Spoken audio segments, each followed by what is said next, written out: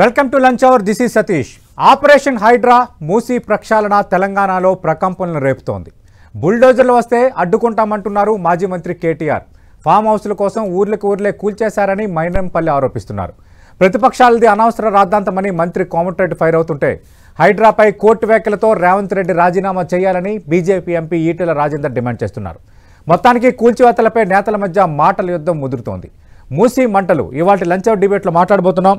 చర్చలో పాల్గొంటున్నారు ప్రతిపక్ష బీఆర్ఎస్ పార్టీ నుంచి టీఎస్సీడబ్ల్యూహెచ్ఎస్ మాజీ చైర్మన్ ఆ పార్టీ నేత శ్రీధర్ రెడ్డి గారు, మరికాసేపట్లో కాంగ్రెస్ పార్టీ నుంచి ఆ పార్టీ నేత లోక్సభ సభ్యులుగా ఉన్న చామల కిరణ్ కుమార్ రెడ్డి డిబేట్లో జాయిన్ కాబోతున్నారు. శ్రీధర్ రెడ్డి గారు, మీ పార్టీ వర్కింగ్ ప్రెసిడెంట్ మాజీ మంత్రి కేటీఆర్ ఈరోజు ఈ మూసీ నిర్వాసిత ప్రాంతాల్లో పర్యటించారు. బుల్డేజర్ వస్తే ఖచ్చితంగా అడ్డుకుంటామంటూ కొన్ని వ్యాఖ్యలు చేశారు. దానికి కౌంటర్గా మైనంపల్లి హనుమంతరావు చేసిన కామెంట్స్ మీరు ఇప్పటికే చూస్తుంటారు. అంటే మీరు ఫామ్ హౌస్లు కట్టుకోవడానికి ఊర్లే కూల్చేశారు, దానికి సమాధానం ఏంటని అడుగుతున్నారు. రెండు మల్లన్న సాగర్ నిర్వాసితుల విషయంలో మీరేం చేశారన్న అంశాన్ని రెండో ప్రశ్నగా అడుగుతున్నారు. మూడోది షాద్నగర్కి సంబంధించి అక్కడికి సమీపంలో హరీష్ రావు ఫామ్ హౌస్ ఉంది. ఖచ్చితంగా మేము త్వరలో కట్టబోతున్న రీజనల్ రింగ్ రోడ్ కనుక హరీష్ రావు సంబంధించిన ఫామ్ హౌస్ హరీష్ రావుకి సంబంధించిన భూముల నుంచి వెళ్ళకపోతే సీఎం ఇంటి ముందు నేను ధర్నా చేస్తాను అని మైనంపల్లి ఒక కామెంట్ చేశారు. ముందు దీనికి మీ సమాధానం ఏంటి? ఒకటండి, ఇది ఇప్పుడు వ్యవస్థల మధ్యలో ఉన్నటువంటి విషయాన్ని వ్యక్తుల పంచాయతీగా మార్చొద్దని చెప్పేసి నేను కాంగ్రెస్ పార్టీ నాయకులకు విజ్ఞప్తి చేస్తా ఉన్నాను. ఎందుకంటే ఒకళ్ళేమో మూసీ వెంబడి తిరిగితే దాడులు చేస్తామని చెప్తారు, మరొకళ్ళేమో ఈ ఫామ్ హౌస్ అక్కడ ఉందని, ఆ ఫామ్ హౌస్ అక్కడ ఉందని, ఫామ్ హౌస్ మధ్యలోంచి రోడ్లు పోవాలని, ఈ వ్యక్తిగతమైనటువంటి తిట్లు దూషణలు వీటిలోకి వెళ్తే విషయం మరుగున పడుతుందనే విషయం అందరం అర్థం చేసుకోవాలి. బేసికలీ ఇక్కడ కేటీఆర్ గారు కానీ ఇంకెవరమైనా మాట్లాడినా కానీ ఒకటి మూసీ పునరుద్ధరణ లేకపోతే మూసీకి సంబంధించి ఈ రివర్ ఫ్రంట్ డెవలప్మెంట్ కార్పొరేషన్ పెట్టిందే బీఆర్ఎస్ పార్టీ. ఆ రోజు మంత్రిగా కేటీఆర్ గారు ఉన్నారు. 16,000 crores దానికి అలొకేట్ కూడా చేసిండ్రు. ఎన్ని బ్రిడ్జెస్ రావాలి, ఎంత స్ట్రెచ్ ఉండాలి, ఎట్లా ఉండాలని ఒక ప్లానింగ్ కూడా చేసినారు. నాలాల మీద కూడా మూసీ మీద ఉన్నటువంటి ఒక వాటిని కూడా గుర్తించినారు. విషయం ఏంటంటే ఈ ప్రభుత్వం ప్రణాళిక లేకుండా ముందుకు పోతుంది. ఆక్రమణలు కానివేంటి, పట్టా ఇండ్లేంటి, పట్టా ఇండ్లు కానివేంటి, ఇవన్నీ అంశాల్లో ఒక సవివరమైనటువంటి ఒక చర్చ లేకుండానే, ఆ ప్రాంత వాసుల యొక్క ఇబ్బందులేంటి పూర్తి స్థాయిలో గుర్తించకుండానే, వాళ్లకు పునరావాసం కల్పించడం కోసం ఒక సరైన ప్రణాళిక లేకుండానే అడ్డగోలుగా ముందుకు పోతా ఉంది. కూల్చివేతలే ప్రధానమవుతున్నాయని ఒక వాదన ముందుకు వచ్చినప్పుడు ఆ ప్రాంత ప్రజలు ప్రధాన ప్రతిపక్ష పార్టీగా బీఆర్ఎస్ ను ఆశ్రయించినప్పుడు ఖచ్చితంగా ప్రజల కోసం పనిచేయాల్సిన అవసరం, ఆ బాధ్యత మా మీద ఉంటుందనే విషయాన్ని గమనించాలి. కాబట్టి ఇది వ్యక్తిగతంగా పోయేసి మీ ఇల్లు కూల్చాలి, మా ఇల్లు కూల్చాలి, మీ ఫామ్ హౌస్లు కూల్చాలి, ఈ రకమైన చర్చ అనేది ఆరోగ్యకరమైనటువంటి చర్చ కాదేమో అని నా భావన.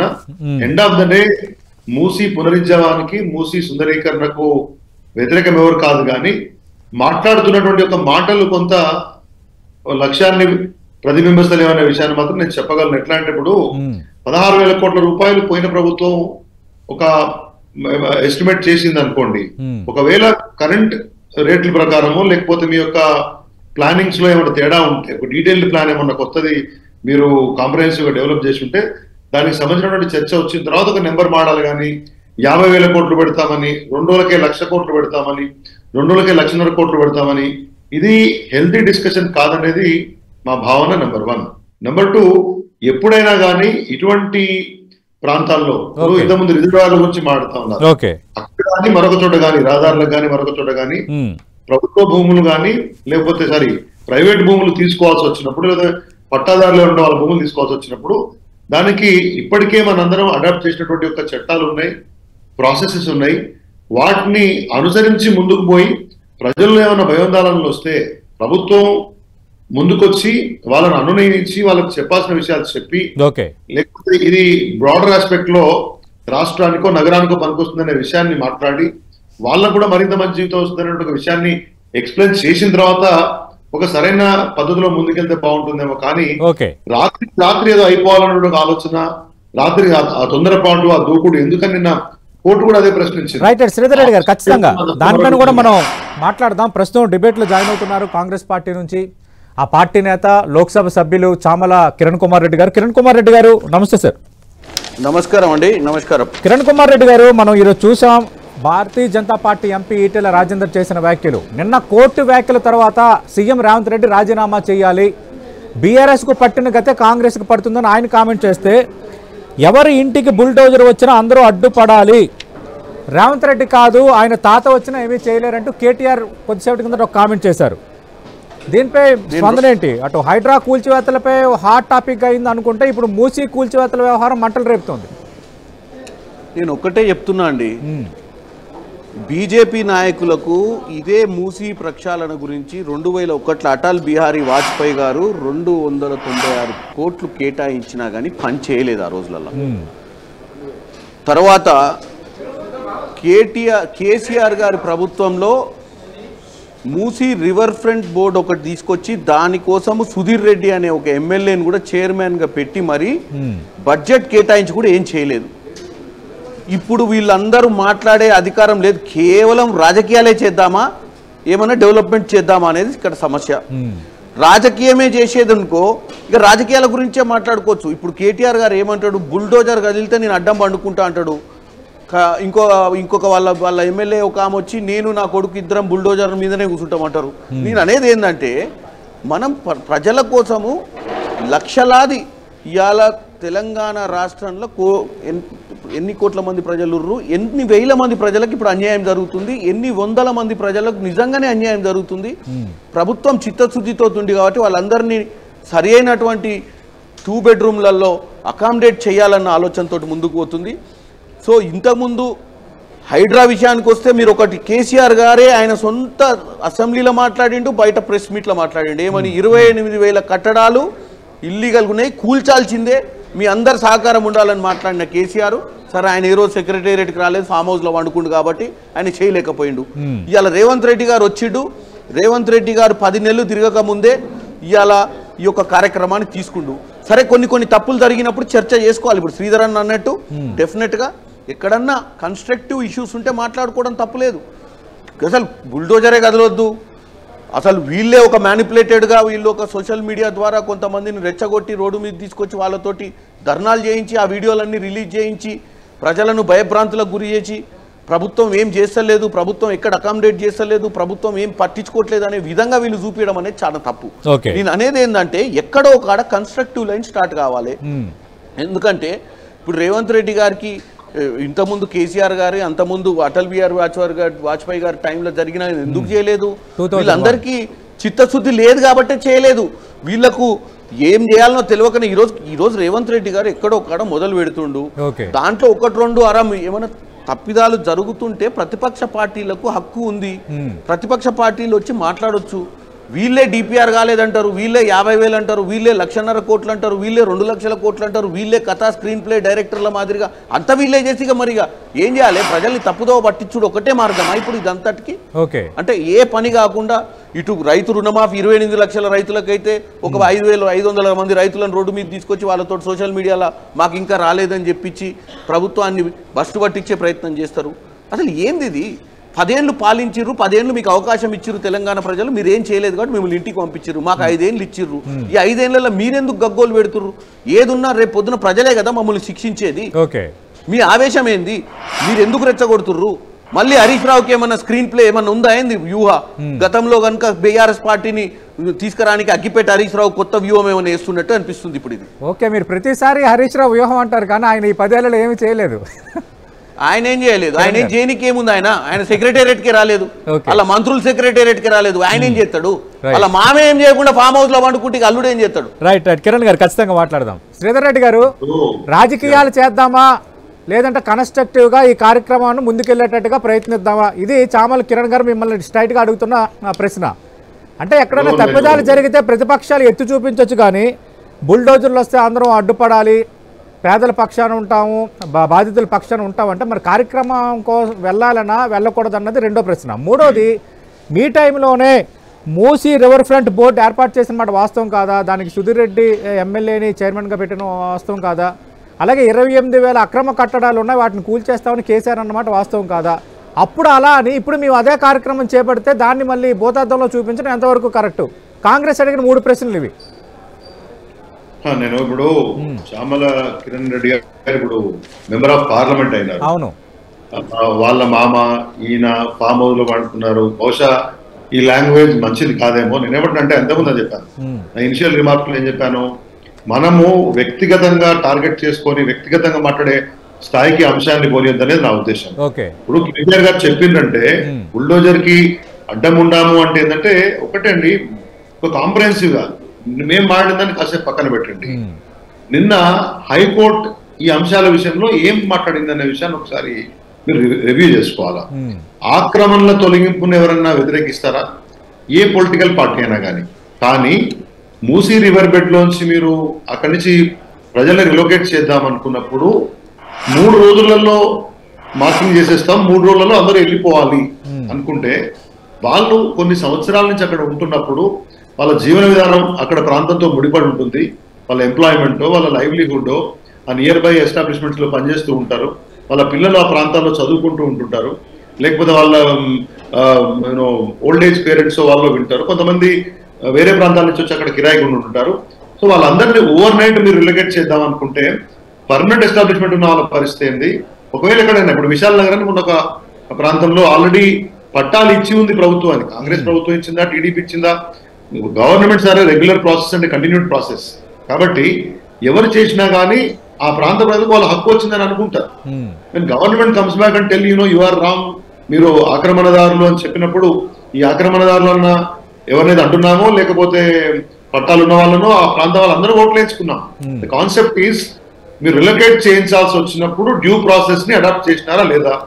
Just giving double bedroom homes వాళ్ళకి ఎక్కడనో ఊరవతల్లో మరో దగ్గరనో పోతే వాళ్ళ ఇమీడియట్ లైవ్లీహుడ్ డిస్టర్బ్ అయితే దాని రెస్పాన్సిబిలిటీ ఏంటి అనే విషయంలోనే మాట్లాడుతున్నారు తప్పితే ఈ భయాందోళనలు క్రియేట్ చేయటము, ఓవర్ నైట్ ఎస్టాబ్లిష్మెంట్స్ ని కొంతమంది అధికారులు అత్యుత్సాహం చూపించడము. ఇప్పుడు ఒకటండి, end of the day as a principal opposition party Hyderabad నగరంలో ప్రతి ఎక్సెప్ట్ మొన్న కంటోన్మెంట్ తప్పితే ప్రతి సెగ్మెంట్ లో మా ఎమ్మెల్యేలు ఉన్నారు. ప్రజలు వాళ్ళ దగ్గర చూస్తున్నారు. ఆటోమేటిక్ గా పార్టీ అధిష్టానం వైపు చూస్తున్నారు.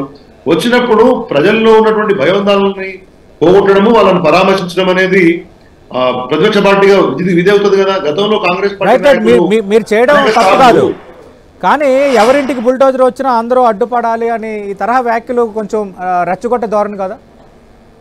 ఒకటండి, అది ఎవరు ఎట్లా తీసుకుంటారు అనేది దాని మీద ఆధారపడి ఉంటుంది. వారు చెప్పిన అంశం ఏంటంటే మీరు ముందు జాగ్రత్త చర్యలు ఏమి లేకుండా లేకపోతే ఆక్రమణలు కాకుండా ఇష్టారీతిన ప్రభుత్వం వ్యవహరిస్తే ఖచ్చితంగా స్థానికులు మీరు ముందు అడ్డుపడి చెప్పని చెప్పి ఉంటారు. దాన్ని మీరు ఎట్లా పర్సీవ్ చేస్తారు, ఎట్లా మీరు అండర్స్టాండ్ అనే విషయం మీద ఆధారపడుతుంది. రెచ్చగొట్టాల్సి వస్తే ఇప్పుడు అదే ఒక విషయం మీరు ఒక మధ్యలో కట్ చేశారు. ఇన్ని రిజర్వాయర్స్ మన దగ్గర ఇరిగేషన్ ప్రాజెక్టులు చేసినప్పుడు, ల్యాండ్ ఎక్వైర్ చేసినప్పుడు ఆ రోజు ప్రతిపక్ష పార్టీలుగా చాలా మనం ఈ పార్టీలు పర్యటనలు చేయలేదా? అప్పుడు ఎమ్మెల్యేలు కానీ అప్పుడు ప్రతిపక్ష పార్టీ నాయకులు కానీ వెళ్ళలేదా? కానీ government has taken decision convincing the people to relocate. వాళ్ళకు రిహాబిలిటేషన్ మెజర్స్ ప్రాపర్ గా అడాప్ట్ చేసినారు. డ్యూ ప్రాసెస్ అడాప్ట్ చేసి పవర్ కంటే ఎక్కువ కూడా వాళ్ళను కన్విన్సింగ్ మోడ్ లో వెళ్ళింది కాబట్టి ఇబ్బంది లేకుండా పోయింది. కాబట్టి ఇక్కడ ఉద్దేశం రెచ్చగొట్టడం కాదు, ఉద్దేశం ప్రజల యొక్క ఆందోళనని అర్థం చేసుకుని దాని ద్వారా ప్రభుత్వానికి జరుగుతున్న అంశాన్ని పూర్తిగా బలంగా తెలియజెప్పడం అవుతుంది. రైట్. చామల కిరణ్ గారు, ఆక్రమణలకు మేము వ్యతిరేకమని ఎప్పుడైనా బీఆర్ఎస్ కానీ మిగతా పార్టీలు చెప్పాయా అని అడుగుతున్నారు శ్రీధర్ రెడ్డి గారు. కానీ మీరు అనుసరిస్తున్న విధానం సరిగ్గా లేదు. సడన్ గా వస్తున్నారు, ఎవాక్యుయేట్ చేయమంటున్నారు. కరెక్ట్ గా వాళ్ళకి ఇంకో ఒక ఆల్టర్నేటివ్ లైవ్లీహుడ్ మోడల్ చూపించడం లేదు. ఇదే మేము చూపించడం లేదు. అందుకే 1 మినిట్ ఆగండి. ఒకటి 4 అంశాలు ఇప్పుడు శ్రీధర్ రెడ్డి గారు మాట్లాడారు. చెప్పండి. వ్యక్తిగతంగా దూషించొద్దంటారు. నిన్న కొండ సురేఖ గారిని, మొన్న సీతక్క గారిని మరి ఎవరు చేసిరు వ్యక్తిగత దూషణలు?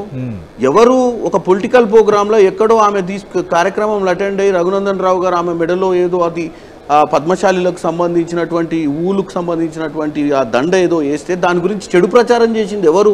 శ్రీధర్ అన్న. పాపం శ్రీధర్ అన్న మంచోడు కావచ్చు, శ్రీధర్ అన్న చాలా శుద్ధ భాషలో మాట్లాడుతుండొచ్చు, కానీ శ్రీధర్ అన్న పార్టీ బీఆర్ఎస్ పార్టీలో ఉన్న నాయకులు కానీ వాళ్ళు పెంచి పోషించే సోషల్ మీడియా వాళ్ళు కానీ ఎవరు పద్ధతి లేదు. ఇవాళ ఎంపీగా నేను ఇంత రఫ్గా మాట్లాడటానికి కారణం ఏంటంటే జరుగుతున్న పరిణామాలు. నేను అనేది ఏంటంటే నెంబర్ 1 అది. నెంబర్ 2కి వస్తే వీళ్ళే డిసైడ్ చేస్తారా ఇప్పుడు ఎవరికి మేము 2 బెడ్రూమ్లలో 15,000 2 బెడ్రూమ్లు ఇల్లు అకామిడేషన్కి మనం అలాట్మెంట్ చేసినాము. ఈ మూసీ నది దగ్గర జరుగుతున్న కార్యక్రమాలలో ఎవరెవరైతే ఇల్లులు కూలిపోతుర్రో వాళ్ళ పిల్లల భవిష్యత్తు కోసం ఇమీడియట్గా అకాడమిక్ ఇయర్ లూజ్ కాకుండా ఉండాలని చెప్పి మేము SC ST BC OBC corporation చైర్మన్లు మైనార్టీ కార్పొరేషన్లలో ఉన్న వ్యవస్థలన్నింటినీ కిందికి దింపి ఎక్కడ కూడా తప్పులు జరగకుండా ఎక్కడ కూడా ప్రజలకు ఇబ్బంది జరగకుండా వాళ్ళకు ఉద్యోగాలలో కానీ ఇబ్బంది కాకుండా అవసరమైతే మహిళలకు వడ్డీలకు రుణాలు ఇచ్చి వాళ్ళు వ్యాపారం చేసుకునే విధంగా వాళ్ళ పిల్లల భవిష్యత్తు కోసం ఇమీడియట్గా ఏదో ఒక స్కూల్ అకామిడేట్ చేసే విధంగా ప్రక్రియ కాంగ్రెస్ పార్టీ చేస్తుంటే వీళ్ళే డిసైడ్ చేస్తారా ఏం చేస్తలేదని చెప్పి? వీళ్ళే ఓపెన్ ప్లాట్ఫామ్లలో మాట్లాడతారా ఏం చేస్తలేదు ప్రభుత్వం అని చెప్పి? ఇక మూడో విషయాన్ని భయాందోళనలు పోగొట్టడం అంటే భయాందోళనలు ఎట్లా పోగొడతారు? మనమే పొయ్యి వాళ్ళని రెచ్చగొట్టి మనమే వాళ్ళని రోడ్డు మీద తీసుకొచ్చి సోషల్ మీడియా ద్వారా ప్రజల్ని ఇంకొక ఏరియాలో ఉన్న ప్రజల్ని రెచ్చగొట్టే విధంగా మనము ప్రొవోకింగ్ వీడియోస్ రిలీజ్ చేయడం వల్ల కావట్లేదా భయాందోళన? ఇది ఒక ప్రతిపక్ష పార్టీ చేసే పద్ధతేనా? ఇక పోతే వీళ్ళు అక్వజిషన్ రూల్స్ గురించి చెప్తారు. మల్లన్న సాగర్ల గతంలో భూములు కోల్పోయిన రైతుల పరిస్థితి ఏందో మనం చూడలేదా? వీళ్ళు ఎట్లా హ్యాండిల్ చేసిరో వీళ్ళు మాకు చెప్పాలన్నా ఇప్పుడు? ఈ రోజు వరకు సమస్యల పరిష్కారం కానీ రైతులు చాలామంది ఉన్నారు మల్లన్న సాగర్ ప్రాజెక్ట్ కింద. సో నేను అనేది ఏంటంటే ప్రభుత్వాలు మారినప్పుడు 10 నెలలనే రేవంత్ రెడ్డి గారి ప్రభుత్వం ఈ రోజుకి ఈ కార్యక్రమం తీసుకుంటుంది అంటే ఒక చిత్తశుద్ధితో చేయాలనే. గతంలో మాట్లాడినటువంటి కేసీఆర్ గారు పదే మాట్లాడిన కానీ ఒక్క అడుగు కూడా ముందుకేయలేకపోయిండు. ఎందుకు మరి? ఆ రోజు నుంచే చేసి ఉంటే ఈరోజు ఒకే రాత్రి చేయాల్సిన పని కాకపోయేది కదా. ఆ ప్రభుత్వమే వచ్చి తెలంగాణను బంగారు తెలంగాణ చేస్తా అని చెప్పి వచ్చినటువంటి ప్రభుత్వము ఆ రోజే మూసీ ప్రక్షాళన చేసి ఉంటే మూసీ బోర్డు ఫామ్ చేసి ఈరోజు రాత్రి చేస్తున్నటువంటి మాకు అవకాశమే ఉండకపోవు కదా. వాళ్ళు ఓడిపోయేటోళ్ళే కాదు కదా, వాళ్ళు ఈసారి కూడా ప్రభుత్వంలోనే ఉండేటోళ్ళు కదా. వాళ్ళు చెయ్యకనే కదా వాళ్ళని ఇంటికి పంపించింది. మరి ఇంత ఆవేశం ఎందుకు? 10 నెలలు కాకముందే ఇదే ప్రజలు రేపు తప్పు చేస్తే మమ్మల్ని తరిమి కొడతారు కదా. ప్రజల్నే కొట్టని రాదండి మేము తప్పులు చేస్తే వీళ్ళ ఆవేశం ఏంది? వీళ్ళ సోషల్ మీడియాలలో చెడు ప్రచారం చేయడం ఏంది? వీళ్ళు పోయి ప్రజలు 100 మందికి నష్టం జరుగుతుంటే 1,00,000 మందికి మంచి జరుగుతుంటే 100 మందికి నష్టం జరుగుతున్నప్పుడు దాన్ని ఎట్లా అధిగమించాలని ఆలోచించాలి. కాంగ్రెస్ కూడా ప్రతిపక్షంలో ఉన్నప్పుడు చాలా అంశాలు ప్రస్తావించింది కదా. మేము ప్రతిపక్షంలో ఉన్నప్పుడు ప్రజల తరపున మాట్లాడకూడదని అడుగుతున్నారు శ్రీధర్ రెడ్డి. ప్రజల తరపున మాట్లాడటం వేరు, టోటల్ గా ప్రోగ్రామ్ నే చేయకుండా ఆపడం వేరు. ప్రజల తరపున మాట్లాడి ఎక్కడన్నా తప్పు జరిగితే తప్పును మంచి రూట్ లో తీసుకురావడం అనేది ప్రతిపక్ష పాత్ర. అసలు ప్రభుత్వం అసలు ఏం చేయకుండా ఉండాలి, ప్రభుత్వాన్ని భ్రష్టు పట్టియాలి, ప్రభుత్వాన్ని ప్రజల ముందు విలన్ గా నిలబెట్టాలన్న పిచ్చి ఆలోచన తప్పంటున్నా. ఓకే, శ్రీధర్ రెడ్డి గారు ఎలాంటి సమాధానం ఉంది? ప్రజా సమస్యలు ప్రస్తావించినట్టు లేదు, పగబట్టి రాజకీయం చేస్తున్నట్టుగా ఉందంటున్నారు కిరణ్ గారు. పగబట్టి రాజకీయం చేయడం ఏంటంటే ఇప్పుడు నేను 3-4 అంశాలే చెప్తా. ఇప్పుడు మూసీకి సంబంధించి మీరు ప్రక్షాళన చేయడం అనేది ఒకటైతే, రిజువనేషన్ అనేది ఒకటైతే, బ్యూటిఫికేషన్ అనేది ఒకటైతే, what is your mode of activity? Basically only beautification. నిన్న మొన్న నేను ఆయన దానకిషోర్ గారు మాట్లాడినప్పుడు చూశాను, ఈస్టర్న్ వెస్టర్న్ కారిడార్ వేస్తాము అని చెప్పారు. I never saw honourable chief minister said the same language. అంటే అసలు ఏంటి, వాట్స్ యువర్ టోటల్ ప్లాన్? మీరు ఏం చేయాలనుకుంటున్నారు? పూర్తిగా ఉన్నటువంటి రివర్ బెడ్ లో ఉన్న ఆ సిల్డ్ తొలగించడము, లేకపోతే ఐదర్ సైడ్స్ ఉన్నటువంటి ఏదో మార్కింగ్ చేసుకొని క్లోజ్ చేసి, అంటే what is that your trying to do?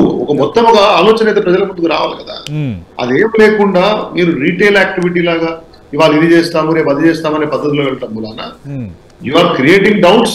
దాంట్లో రిలొకేషన్ ఒకటి గుర్తుపెట్టుకోండి, మీది మంచి ఉద్దేశమా చెడు ఉద్దేశమా మరొకటా అనేది కాదు. ఎక్కడైనా కానీ ఎవరైనా కానీ వాళ్ళ సొంత నివాసాలు కోల్పోవడం, ఇంకో ప్రాంతానికి ఓవర్ నైట్ వెళ్ళిపోవాల్సి రావడం అనేది చాలా ఇబ్బందికరమైనటువంటి అంశం. బహుశా ఇది కిరణ్ గారికో ఇంకొక నాయకునికో అర్థం కాదండి. శ్రీధర్ రెడ్డి గారు 15,000 డబుల్ బెడ్రూమ్ ఇల్లు అలాట్ చేశాము. అలాగే ఎస్సీ ఎస్టీ బీసీ మైనార్టీ కార్పొరేషన్లు అధికారులు, పాఠశాల విద్యాశాఖ అధికారులు అందరినీ ఒక గ్రూప్ చేసి వాళ్ళకి ఏ విధంగా అకాడమిక్ ఇయర్ పోకుండా ఏ విధంగా చేయాలి, వాళ్ళకి ఉపాధి కల్పన దిశగా ఎలాంటి ఆల్టర్నేటివ్స్ చూపించాలన్న దానిపైన ఒక పటిష్ట ప్రణాళికతో వెళ్తున్నాము. ఇంత చేస్తున్నా ఏమీ చేయట్లేదు. 3 రోజుల్లో ఖాళీ చేయమన్నారు అంటే ఎంతవరకు కరెక్ట్ అని అడుగుతున్నారు కిరణ్ గారు. నేను అడిగిన ప్రశ్న పూర్తి ఏంటంటే బేసికలీ అసలు ఓవరాల్ ప్లాన్ ఏంటనేది ప్రభుత్వానికి ప్రజల ముందు పెట్టాల్సిన అవసరం ఉంది కదా అంటున్నాను. ఓకే, మీరు అది going to build it with 50,000 crores, 1 lakh crores, Kiran గారు పర్ఫెక్ట్ ప్లాన్ లేదు. ప్లాన్ ఏంటో మీరు చెప్పాలి కదా. అధికారులు ఒకటి మాట్లాడతారు, ముఖ్యమంత్రి ఒకటి మాట్లాడతారు, నేతలు మరొకటి మాట్లాడతారు అంటున్నారు శ్రీధర్ గారు. కిరణ్ గారు మై క్వశ్చన్ ఈస్, రివర్ ని పూర్తి ప్రక్షాళన చేసి మన గోదావరి నీళ్ళు తీసుకొచ్చి నింపుతామని చెప్పారు, అంతవరకేనా? లేకపోతే ఇంకేదో ఈస్టర్న్ వెస్టర్న్ కారిడార్ అన్నారు, అదేమన్నా చేస్తారు కదా? ఈ ప్లాన్ విత్ 16,000 crores దానికి సంబంధించి ఒక ప్లాన్ ఉంది, ప్లాన్. ఇప్పుడు అది 1.5 crores అనే చర్చ వచ్చినప్పుడు ఇది real that you are going to spend 1.5 crores తీసుకుందాం. కిరణ్ గారి దగ్గర వివరణ తీసుకుందాం. కిరణ్ గారు రెస్పాండ్ అవ్వండి. లొకేషన్ డిస్ప్లేస్మెంట్ అనేది అవసరమా, అయితే ఎందుకు, ఇవన్నీ చెప్పాలి కదా అంటున్నాను. తీసుకుందాం వివరణ. నేను ఒకటే, ప్రభుత్వం ఏం చేస్తుంది అనేది ప్రభుత్వం చెప్తుంది. ప్రభుత్వం దగ్గర ఒక క్లారిఫికేషన్ ఉంది, క్లారిటీ ఉంది. ఫస్ట్ అయితే మూసీ నది, ఈరోజు మూసీ నది ఎంత ఎక్స్టెన్షన్లో, ఎంత కాలువ ఎంత పొడుగు ఉండాలి, ఎంత ఎంక్రోచ్ అయింది, ఎంక్రోచ్ అయినటువంటి కాలువను ఫస్ట్ సేవ్ చేస్తున్నారు. ఏం చేయాలి కాలువ అంటే, నేను ఇవాళ భువనగిరి పార్లమెంట్ ఎంపీని, మరి మూసీ కాలువ నా దగ్గరకు వచ్చి, నా దగ్గర బోదాన్ పోచంపల్లి, ఒలిగొండ, భువనగిరి, అటు తుంగతుర్తి నియోజకవర్గంలో దగ్గర 60,000 ఎకరాలకు నీళ్లు వస్తాయి అక్కడి నుంచి. ఇక్కడ పారిశుద్ధ్యం అయితే మాకు అక్కడ రైతన్నలు మంచిగా బతుకుతారు. ఇవాళ వాళ్ళు పండిన పంటను కూడా అమ్ముకోలేని పరిస్థితులు ఉన్నారు. ఇవాళ మూసీ అనేది కేవలం బ్యూటిఫికేషన్, ఏదో మూసీ అనే దాన్ని హైదరాబాద్ నగరానికి అందచందాలు ఇచ్చనికనే చేస్తలేరు. దాన్ని మూసీ అనే దాన్ని చేస్తే అది ఒక జీవనది, అది కిందికి పోయి కింద చాలా ఊర్లు దాని మీద డిపెండ్ అయి ఉన్నాయి. ఇలా కాలుష్యమైన మూసీ నదిలో పండించిన పంటను అమ్ముకోలేని పరిస్థితుల్లో రైతులు ఉన్నారు. చాలా అంశాలు ఉన్నాయి మూసీ నదికి ముడిపడి. దీన్ని వీళ్ళు తప్పుడు ప్రచారం చేస్తూ దాన్ని, ఫస్ట్ ఆఫ్ ఆల్ మూసీ నదిని ఏం చేస్తున్నారండి, ఇల్లీగల్ గా ఎంక్రోచ్ అయినటువంటి వ్యవస్థ ఏదైతే మొత్తం పూర్తి చేసి మూసీ నది కాలువలను వాటి మీద బిల్డింగులు కట్టిన వాటిని క్లియర్ చేస్తున్నారు. అది ఎప్పుడు చేయాలి? అది ఎప్పటి నుంచో ఉన్న ప్రభుత్వాలు చేయాల్సిన పని ఇప్పుడు చేస్తున్నాం మేము. రైట్ శ్రీధర్ గారు, సమయం కూడా అయింది, క్లారిటీ ఇచ్చారు దానిపైన. మీరు కూడా మూసీ బోర్డు అని పెట్టారు, మీరు కూడా ప్రక్షాళన దిశగా కదా. లాస్ట్ టైం కిరణ్ కుమార్ రెడ్డి గారు ఓ చర్చలో వచ్చిన ముందు ఈ ఎన్ కన్వెన్షన్ సంబంధించి చర్చ వచ్చింది. ఒక కంబైన్డ్ ఇవాళ మీరు మూసీకి ఒకసారి గండిపేట సైడ్ మీరు పోండి ఒకసారి. చాలా పెద్ద పెద్ద కంపెనీస్ మూసీ రివర్ బెడ్ లో రిటైనింగ్ వాల్స్, కొన్ని బ్లాక్స్ అవన్నీ నిర్మించి ఉన్నాయి. మరి వాటన్నిటిని కనీసము మార్కింగ్ లోకి తెచ్చినారా, వాటిని కూర్చే ప్రయత్నం చేస్తారా? నేను లిస్ట్ ఇస్తా ఇప్పుడు కిరణ్ కుమార్ రెడ్డి గారికి. By evening I will send him the total map. లేకపోతే టీవీకి వస్తే ఇస్తాను. మరి లాస్ట్ 10 years మీరు పవర్ లో ఉన్నారు, మీరు కూడా మూసీ ప్రక్షాళన. ఎందుకు ఇప్పుడు ఒక లైవ్ ఇష్యూ ఏంటంటే, ఇక్కడ before you say somebody is a encroacher, అది అంత ఈజీ పదమేం కాదు. నువ్వు ఆక్రమణ అని ఒక లంటాన్ని ఈజీగా మనం అనలేదు, ఎక్కువ మంది అడగలేరనే విషయం కాదు. కానీ అది ఎన్ని సంవత్సరాల నుంచి అక్కడ ఉంది కాబట్టి, కొన్ని పట్టాలు ఇచ్చి ఉన్నారు కాబట్టి ఎంక్రోచర్. నేను ఇప్పుడు కిరణ్ గారు చెప్తున్నాను, మీకు గండిపేట నుంచి మొత్తం స్ట్రెచ్ లో ఉన్నటువంటి బడా బాబులు పెద్ద